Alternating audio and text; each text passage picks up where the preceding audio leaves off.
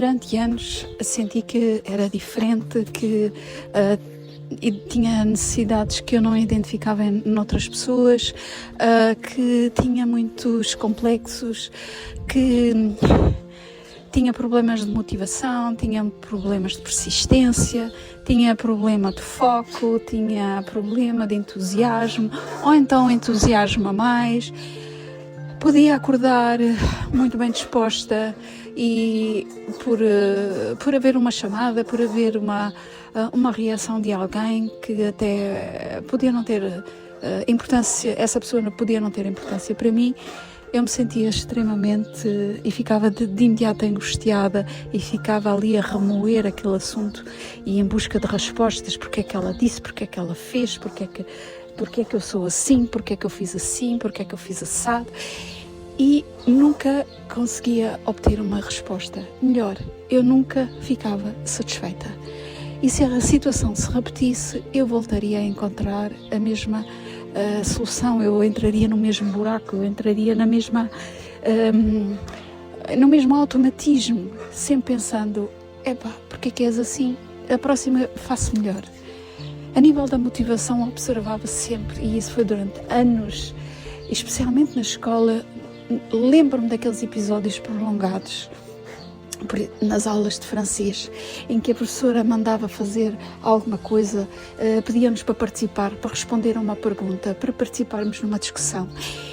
E eu estava durante 50 minutos na minha cabeça a remoer aquela frase que eu queria adicionar e a que eu queria participar nas aulas e que não conseguia, e a palavra não saía e o dedo não se levantava e a boca não se abria.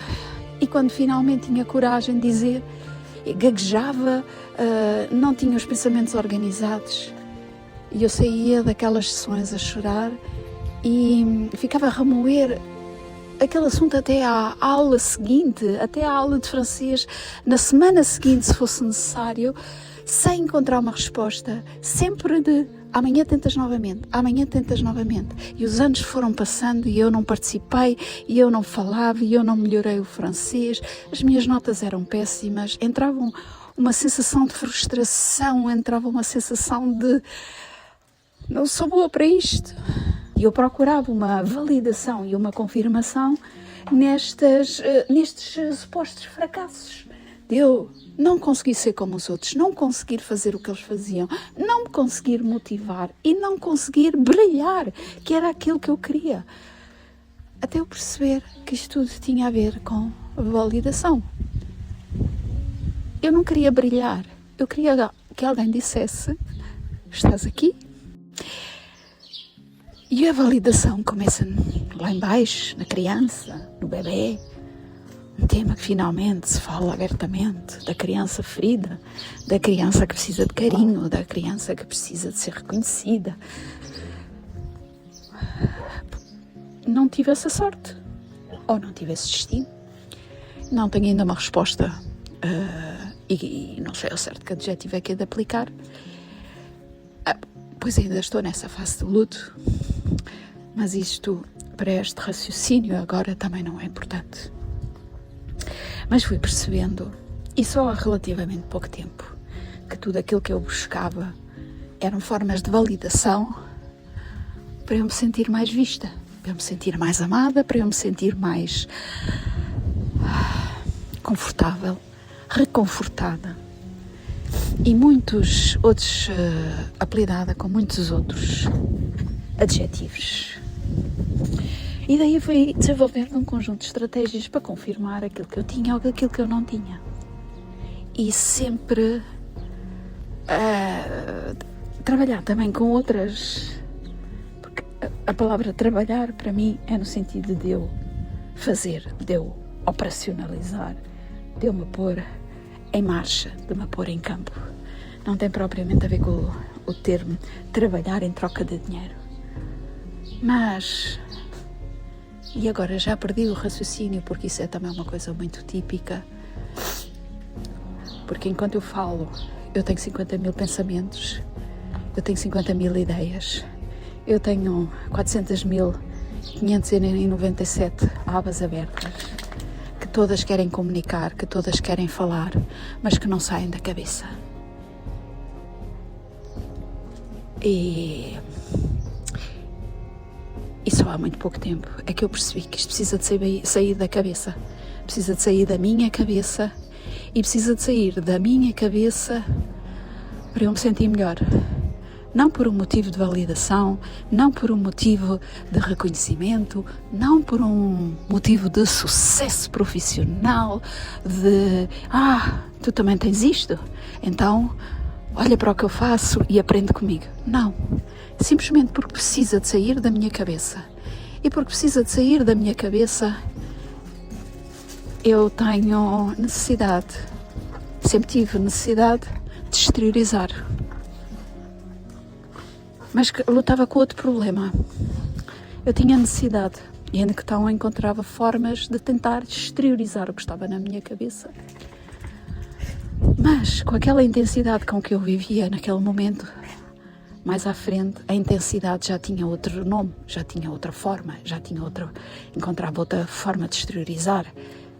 E eu nunca ganhava consistência, nunca atingia o grau da continuidade, nunca passava do 3º episódio. Porque, entretanto, influenciavam outras ideias, entravam outros pensamentos, pensava não de outra maneira sobre o assunto, mas repensava, sabia de facto exteriorizar e não tinha rotinas, não queria reter rotinas. Aliás, vivi e o expoente máximo da minha liberdade, achava eu, era não ter rotinas. Era eu poder seguir a minha criatividade, que essa sim, eu sabia que eu tinha muito, mesmo que tivesse uma ideia de para que é que ela serve e o que é que eu faço com isto e será que serve para ganhar dinheiro ou não? Mas eu não tinha uma rotina, e eu não tinha uma rotina porque eu não queria ter rotina, porque achava que assim era um sinónimo de eu estar livre, poder gerir o meu tempo, a minha liberdade. Mas como tudo, ou não, mas neste caso, fui aos poucos e poucos percebendo que a rotina era só uma desculpa. Que não querer ter uma rotina era uma ambição para eu justificar que eu tinha um grau de liberdade que eu não dava a mim noutros campos. Era uma resposta a dizer que liberdade, olha para mim, agora eu posso fazer o que eu quero, agora eu sou livre de fazer o que eu quero, quando eu quero, como eu quero, e ninguém interfere, e eu posso exibir isso, porque toda a gente vê. Tenho um horário livre, acordo ao meio-dia se me apetecer, posso passear e não preciso de seguir coisas. Só que a satisfação não veio. Não só não veio, como veio a frustração. Após cada sucesso, após cada momento, após cada momento de expressão, eu sou livre, eu faço aquilo que eu quero, vinha a frustração, vinha afinal, sinto-me mais sozinha, sinto-me mais vazia, sinto-me mais deprimida, sinto-me mais decepcionada comigo do que antes. Porque aquela falta de rotina sentia como uma falta de estrutura, sentia como uma falta de clareza, como uma falta de caminho, como uma falta de identidade. Sentia não a pairar lá em cima como as águias, asas bem abertas, olhar para as coisas, mas sim como uma mosca, em busca do próximo alvo, do próximo pedaço de tarte para poder atacar, para desfrutar daquele açúcar e se sentir feliz. E era volátil. E esta história toda para contar, rapidamente, ou não, porque já lá vão 10 minutos deste meu monólogo, que foi todo um processo, e tem sido todo um processo de descoberta, de autoanálise, de confrontação, também de dar umas bofetadas aqui no meu cérebro, muitas, e questionar, mas sobretudo aceitar, aprender a aceitar. Primeiro, eu sou assim? Ou fui assim? Aceitá-lo, acolhê-lo e falar com ele e dizer: está tudo bem, esta és tu até agora. E perguntar: e quem é que tu queres ser a partir de hoje? E é nesse ponto que eu estou hoje, a perguntar-me a mim, ao meu cérebro, às minhas emoções, às minhas dúvidas, às frustrações: quem és tu? E quem queres ser?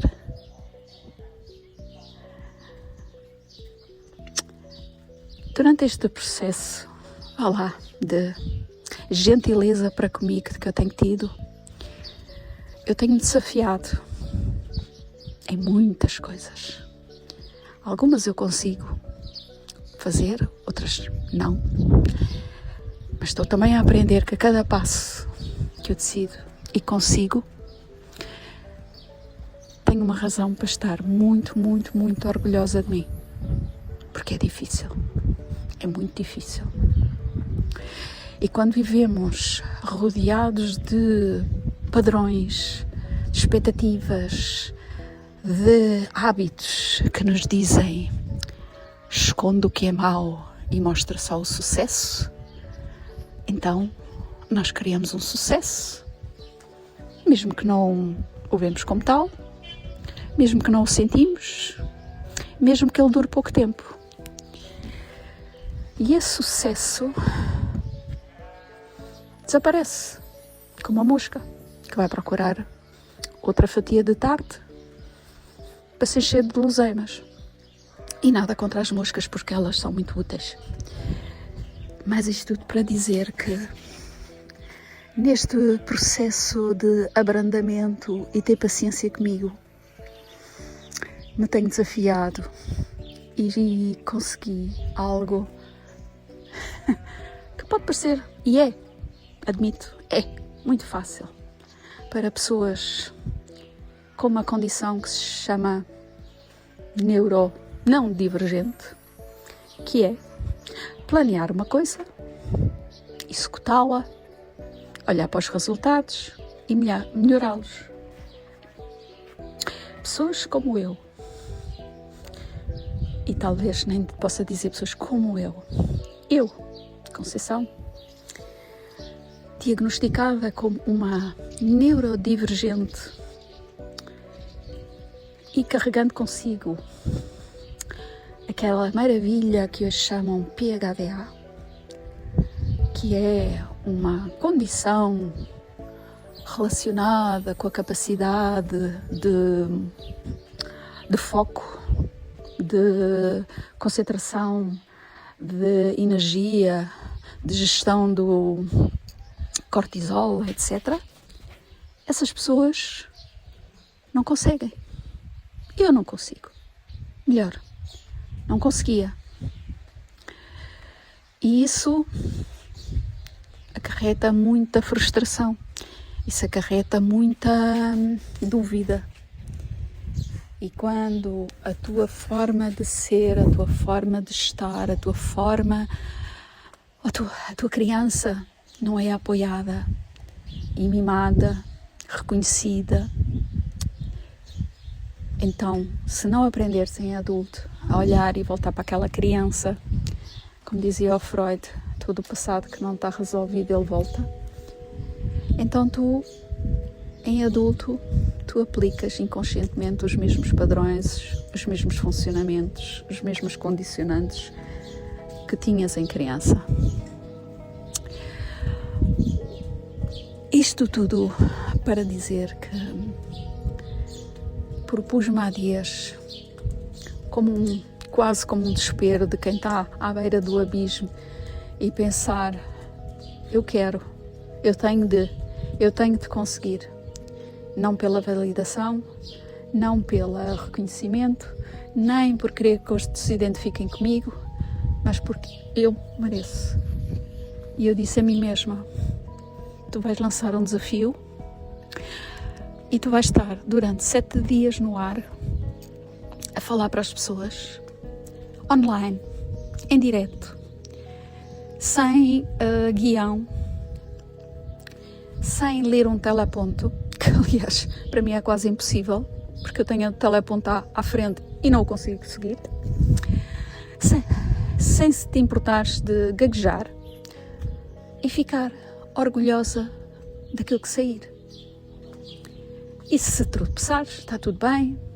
E se ficares encavacada, também está tudo bem. Mas tenta chegar aos 7 dias. E depois de muito autoestudo, depois de muitos caminhos, depois de muita ajuda, depois de muita reflexão, eu decidi colocar esses 7 dias no ar. E algo surpreendente aconteceu. Eu comecei a gostar e descobri que eu consigo, que eu sou capaz.